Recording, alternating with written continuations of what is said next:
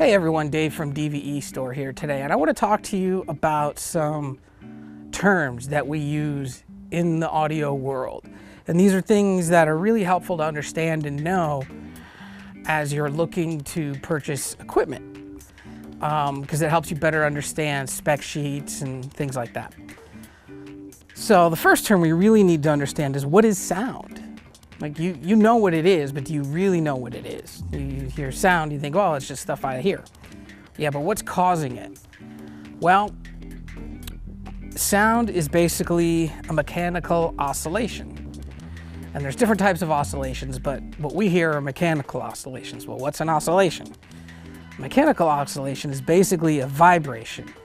Okay, so what's a vibration? Well, you know when things vibrate, right? When you play a guitar, when you strum a guitar string, it vibrates. What's happening there? Well, that string is fixed at 2 points on the guitar, right? It's fixed up at the top of the neck and down at the bottom of the guitar, and it's stretched out tight. So when you strum that string, it moves. And it moves at a rate that it moves the air that we can hear. So when you strum that string, it moves out and comes back, and out and back. One of those out and backs, that's known as what we call a period. And the number of periods in a given amount of time, and we measure that in seconds. So the number of periods per second is measured in what we call Hertz, H-E-R-T-Z.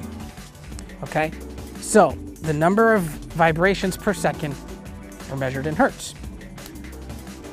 So we can typically hear, optimally we can hear between 20 Hertz, which is really low frequency, and 20 kilohertz, which is really high. Now, in reality, a lot of people, as you get older, you lose the lower end of your hearing and the higher end of your hearing. So somebody my age, I can maybe hear 50, 60 Hertz and maybe up to 15, 16K. And it also depends on your environment and what you've done in your life. For example, I'm a drummer and my hi-hat cymbals are on my left.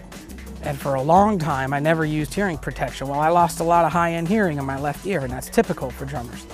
If you mow lawns for a living and you're on the lawnmower all day long, that drone at really loud levels is going to affect that frequency range in your hearing. And if you go to an audiologist and get tested, he or she can tell you where you've lost some hearing. So that's frequency, the amount of vibrations per second. Now, when I mentioned loud, like what does loud mean?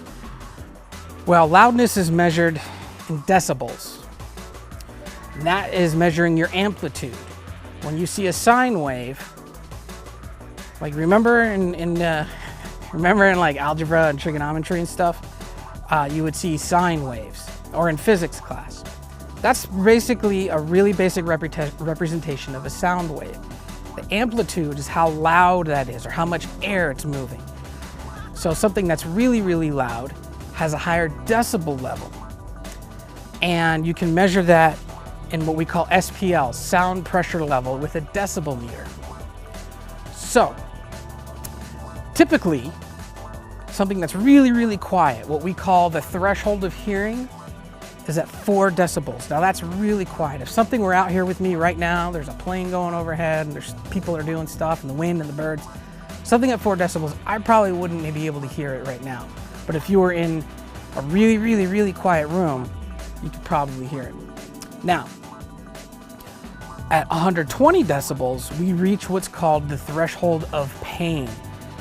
And I know that sounds kind of funny or weird, but that's when sound levels are so loud, the amplitude is so high that it physically hurts you to hear it. And you can see new military and police non-lethal weapons that use sound for crowd disbursement. They focus a really high frequency at a really high amplitude, and it's really, really uncomfortable for you to be around. Now, you can mitigate this with earplugs or things like that. There are lots of things that surround us that are way louder than 120 dB.